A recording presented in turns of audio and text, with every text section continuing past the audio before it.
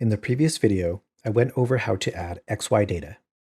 In this video, I will show you how to use attribute queries to narrow down the location for the music festival.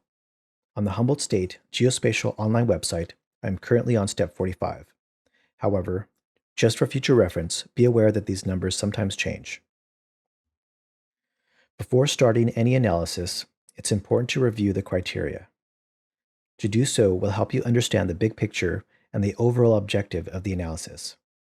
Reviewing the criteria will also help you understand what data to use, when to use it, and what spatial operations need to be performed. In this scenario, you are conducting a site suitability analysis for a music festival. So your objective will be to find a suitable parcel of land to hold the music festival. You can't just have the music festival anywhere, so you will use a set of criteria to help narrow down a selection of properties to choose from. In this scenario, the parcel of land must be categorized as rural residential. The property must also be areas of Humboldt County that are zoned as U or unclassified. The location for the music festival needs to be next to a road so that staff, emergency services, and attendees can get to it. For environmental protection purposes, the property cannot have any rivers or streams crossing through it. It also has to be at least 600 meters away from any wetland areas. The property must be large enough to hold the music festival. It needs to be at least 70,000 square meters. In case of an emergency, it needs to have cell service. The property needs to be close enough to a cell tower with a strong signal. In the next step, I will address the first criteria, finding the parcels categorized as rural residential. In ArcMap, I have removed all of the layers from the table of contents, except for the Humboldt County boundary and the parcels layer. I recommend that you do the same. You will find that as you work through this analysis, the table of contents will get cluttered very fast. To avoid confusion, try to keep it as neat as possible. You can do this by only including the necessary layers. In this step, I will be working with only the parcel data. The Humboldt County boundary serves as a useful background during my analysis. I have zoomed in closer to the map so that it will be easier to see what is happening during the analysis. In the table of contents, right-click on the parcels layer and select Open Attribute Table. If this is the first time opening an attribute table, it might appear floating above the map. I find it's helpful to dock the attribute table to the bottom. Take a moment to look at the attribute data. Under the field EXLU4, you will see a number of land use categories.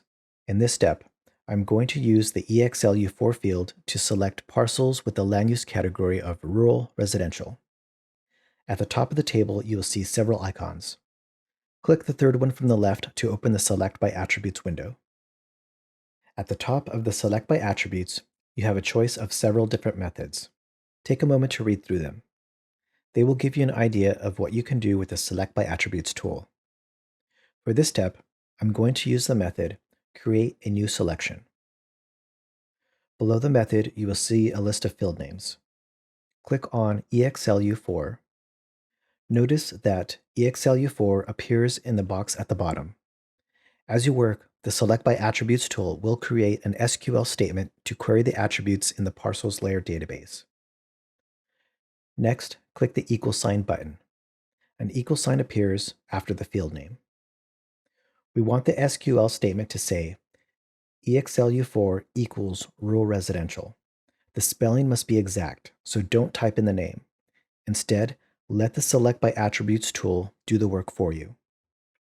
Click on the button that says Get Unique Values. A list of all the EXLU4 values appears. In the Go To box, start typing the word rural. As you type, the list of attributes jumps to rural residential. When you see the rural residential on the list, double-click on it to add it to the SQL statement. Your SQL statement should say EXLU4 equals rural residential. Because I use the tool to build the SQL statement, I know that the syntax and the spelling will be correct. When you are ready, click Apply. Notice that some of the parcels on the map are now selected. These are the parcels that have the land use category of rural residential. Go ahead and close the Select by Attributes window. Right-click on the parcels layer and select Data, then Export Data. Click the yellow file folder icon and navigate to your working folder. I'll call the file Rural Residential. When you are ready, click Save, then OK. Click Yes to add the layer to the map. The next few steps are important to stay organized. Try not to rush. Clear your selected records by clicking on the Clear Selected Features button. You no longer need the original parcels layer, so remove it from the table of contents. Right-click on the parcels layer and select Remove. Now, what remains are only the parcels classified as rural residential. I have satisfied the first criteria. In the next step, I'm going to narrow down a range of properties further by finding out which of these properties are also areas of Humboldt County that are zoned as U or unclassified. From the working folder, add the zones layer to the map and open the attribute table. Use the Select by Attributes tool to build an SQL query that selects records with a Y under the U attribute.